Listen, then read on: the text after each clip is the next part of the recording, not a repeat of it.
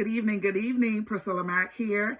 I'm going to do my evening read tonight of the Human Compass. If you've been following it so far, I've done chapter 1 and 2, which is North and South. So this compass is a project that I've developed of a team me, and it can also be a team you of people to get you to the next level. So I'm going to go ahead and get started. Chapter 3 is East. East is your right-hand man or woman, the person who was there to love you. Let me say that may be all that they are there to do. They usually have characteristics of the entire compass, but their priority and successful execution is to just love. So be mindful of that. I say this because I have many a time gotten my compass mixed up with this one and become frustrated.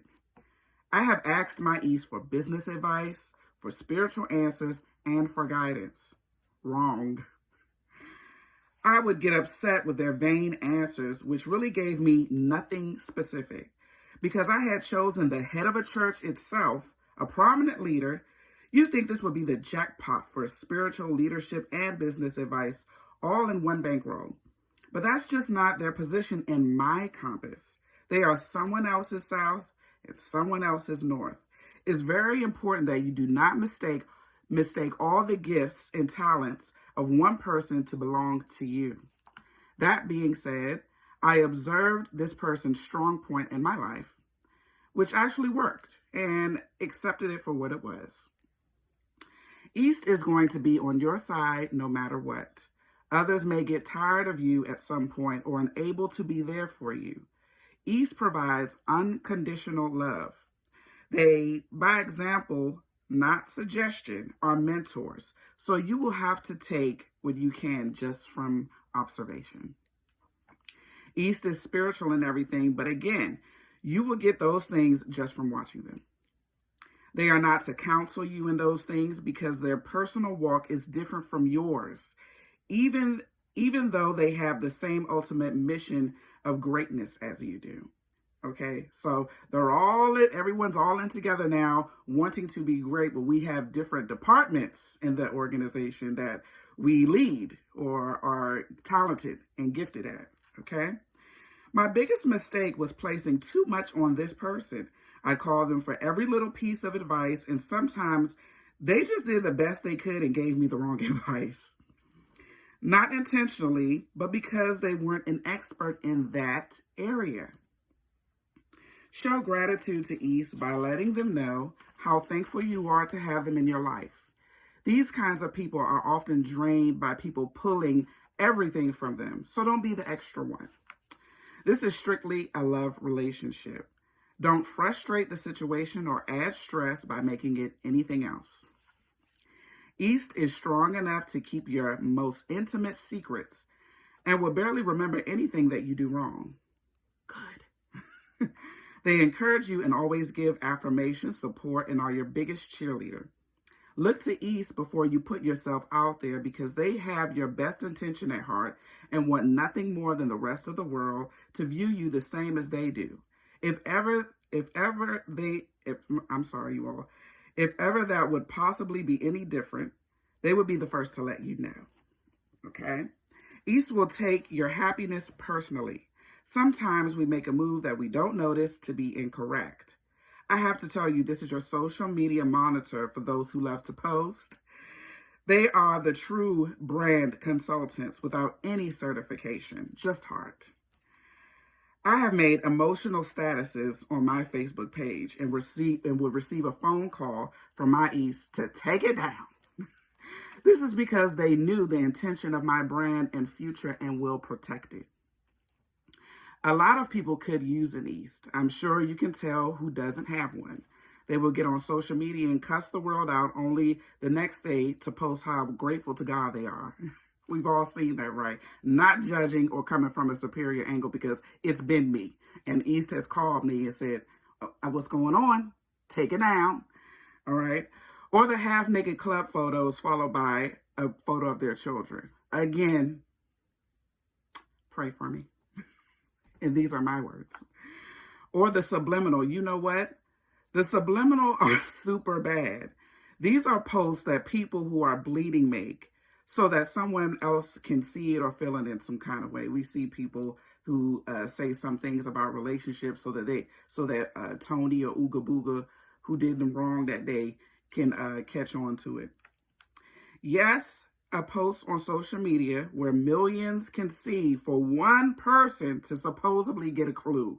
Okay? Craziness.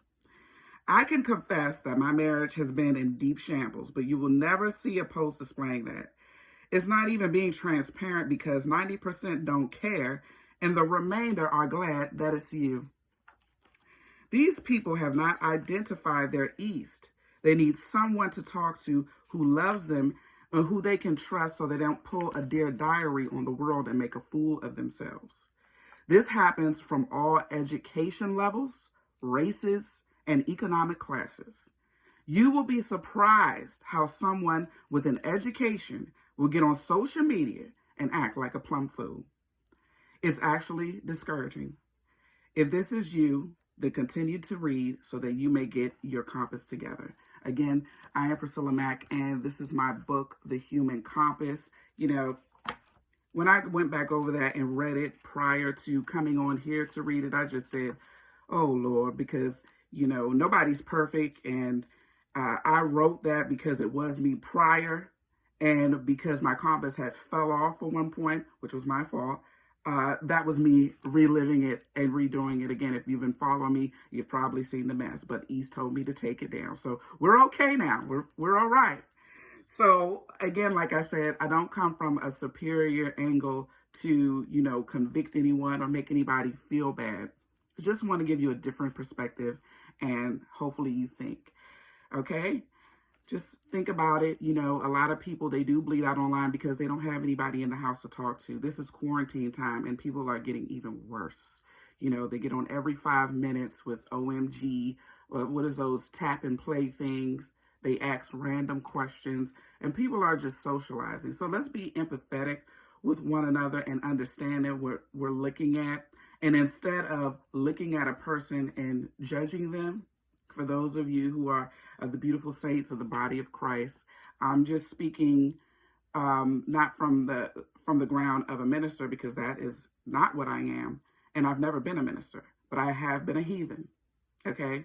And truth be told, still a little residue that I'm working on. Okay.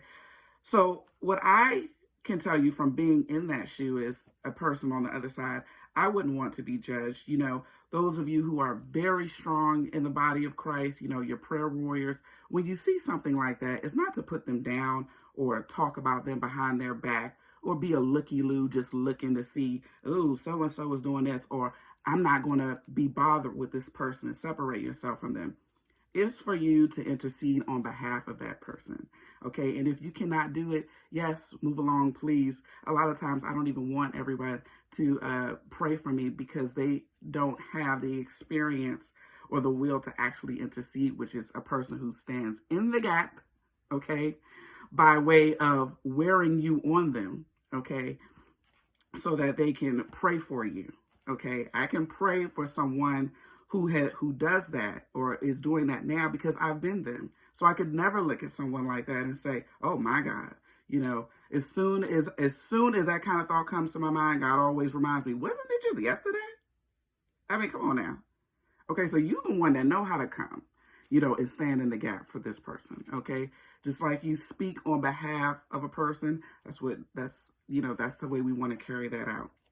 All right. Thank you again for tuning in. I don't want to keep you all too long. You can buy and purchase this book on Amazon.com or Barnes & Noble. Stick around. I've got something special for you with my East.